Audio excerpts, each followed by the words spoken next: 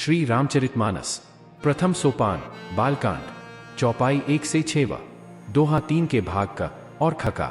हिंदी अनुवाद। इस तीर्थराज में स्नान का फल तत्काल ऐसा देखने में आता है कि कोय कोयल बन जाते हैं और बगुले हंस।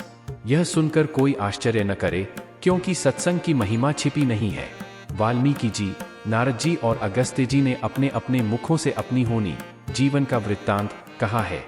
जल में रहने वाले, जमीन पर चलने वाले और आकाश में विचरने वाले नाना प्रकार के जड़ चेतन जितने जीव इस जगत में हैं, उनमें से जिसने जिस समय जहां कहीं भी जिस किसी यत्न से बुद्धि, कीर्ति, सद्गति, विभूति, ऐश्वर्य और भलाई पाई है, सो सब सत्संग का ही प्रभाव समझना चाहिए।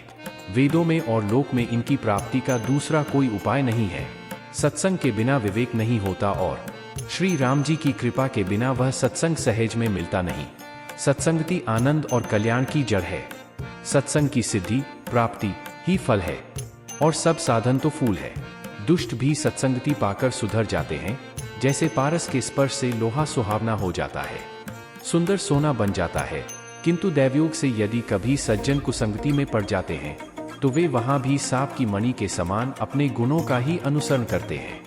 अर्थात जिस प्रकार सांप का संसर्ग पाकर भी मणि उसके विष को ग्रहण नहीं करती तथा अपने सहज गुण प्रकाश को नहीं छोड़ती, उसी प्रकार साधु पुरुष दुष्टों के संग में रहकर भी दूसरों को प्रकाश ही देते हैं।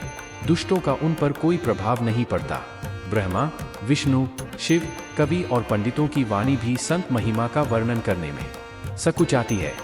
वह मुझसे किस प्रकार नहीं कही जाती, जैसे साग तरकारी बेचने वाले से मणियों के गुण समूह नहीं कहे जा सकते। मैं संतों को प्रणाम करता हूँ, जिनके चित्त में समता है, जिनका न कोई मित्र है और न शत्रु। जैसे अंजलि में रखे हुए सुंदर फूल, अर्थात जिस हाथ ने फूलों को तोड़ा और जिसने उनको रखा, उन दोनों ही हाथों को समान रूप से सुगंधित करते हैं, वैसे ही संत शत्रु और मित्र दोनों का ही समान रूप से कल्याण करते हैं। संत सरल हृदय और जगत के हितकारी होते हैं।